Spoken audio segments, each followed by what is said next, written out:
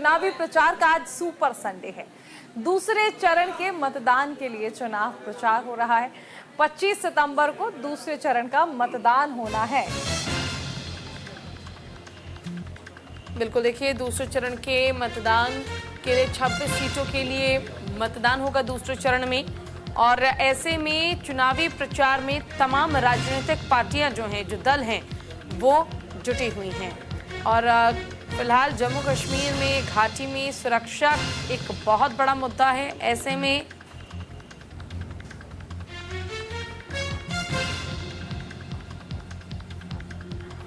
दूसरे चरण के मतदान के लिए चुनावी प्रचार तमाम बीजेपी के दिग्गज नेता करते नजर आ रहे हैं। राजनाथ सिंह चुनावी प्रचार के लिए पहुंचेंगे। सुपर संडे आज कहा जा रहा है क्योंकि देखिए रविवार का दिन, इतवार का दिन जो है ये आराम के लिए माना जाता है, लेकिन भारतीय जनता पार्टी के अगर तमाम राजनेताओं की हम बात करें तो इससे पहले लोकसभा चुनाव के दौरान भी आपने देखा होगा किस तरह बढ़ चढ़कर चुनावी प्रचार किया गया था, और ठीक ऐसे ही विधानसभा चुनाव के दौरान भी नजर आ रहा है।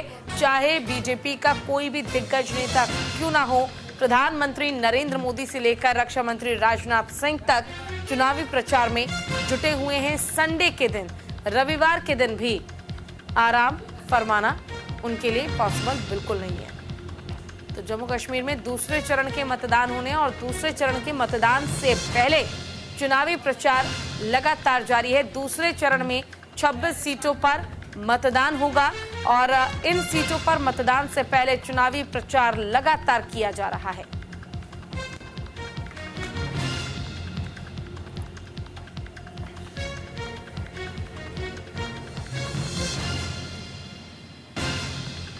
और इसी पर ज्यादा जानकारी के लिए हमारे साथ हमारे संवाददाता दीपांकर गुप्ता जुड़ गए। दीपांकर, आज जम्मू कश्मीर में चुनावी प्रचार का सुपर संडे है। रक्षा मंत्री राजनाथ सिंह आ रहे हैं चुनावी प्रचार के लिए, जरा जानकारी दीजिए, डे प्लान बताइए।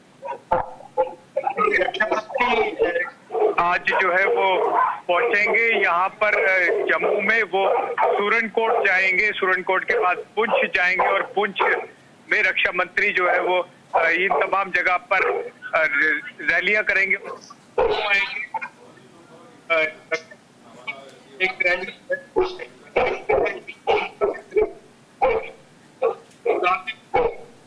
जो बीजेपी की दिग्गज नेता है, जो बाकी लोग हैं, तो उनसे मिलेंगे। और इसके अलावा केंद्रीय मंत्री गृह अमित शाह जो है वो पहले जम्मू कश्मीर में है।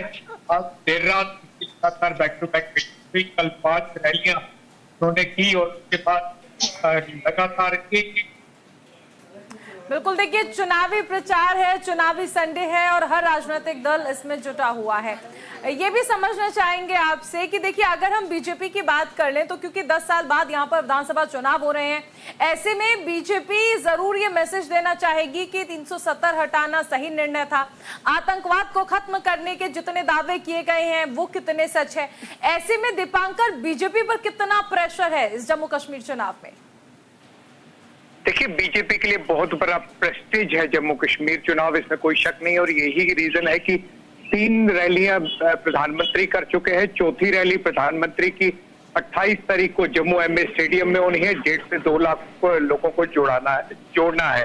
सब पूरे देश भर में ये बात पूछी जाती है कि धारा 370 हटने के बाद जम्मू कश्मीर में क्या हुआ, और इसी को लेकर साबित करना चाहती है बीजेपी। अगर यहाँ पर वो साझा सरकार भी बना पाती है किसी पार्टी के साथ, तो निश्चित तौर पर एक अच्छा संदेश जो है वो जाएगा। और इसी वजह से लगातार गृह मंत्री अमित शाह पहले आ चुके हैं कई बार, और इस बार भी 3 दिन के दौरे पर आज नौशहरा में जो हमारे यहाँ के प्रदेश अध्यक्ष हैं रविंद्र रैना, उनके लिए लगभग 12 बजे चाहेंगे कि अगर जम्मू के चुनावी रण की बात कर ले, दीपांकर, जम्मू के चुनावी रण की बात कर ले तो पीडीपी के साथ बीजेपी ये स्पष्ट कर चुकी है कि नहीं जाना है और इसीलिए महबूबा मुफ्ती के साथ पहले गठबंधन तोड़ा गया था।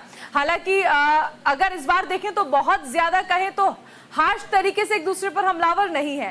तो बीजेपी तो ये कह चुकी है कि अगर सपोर्ट करने की बारी आई तो निर्दलियों को सपोर्ट किया जाएगा। अगर सिचुएशन बनती है, पूर्ण बहुमत नहीं आता है, तो बीजेपी किसके साथ अलायंस कर सकती है, कुछ कहा जा सकता है क्या?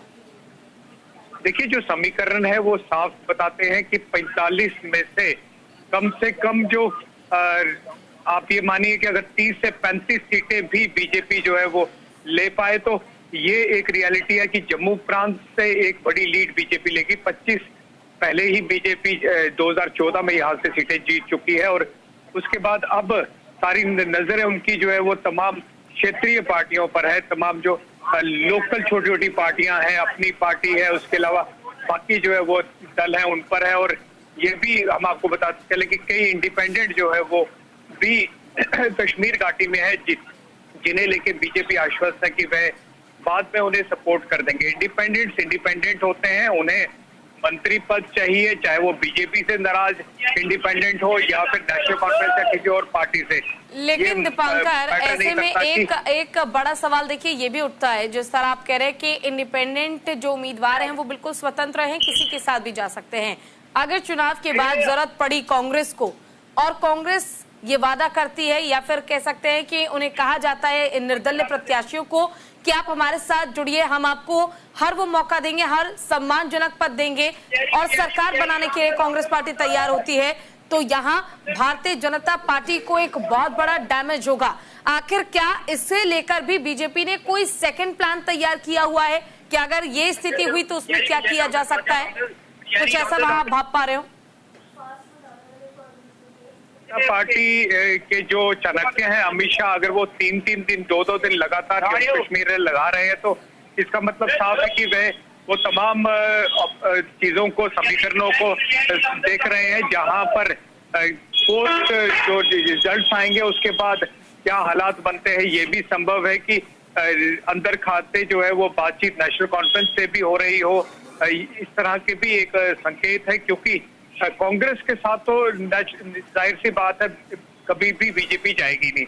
उसके अलावा कुछ भी संभव है। जम्मू कश्मीर वो रियासत है, अगर मैं आपको एक मिनट टाइम देंगे तो संभव है। बहुत शुक्रिया तमाम जानकारी के लिए दीपांकर।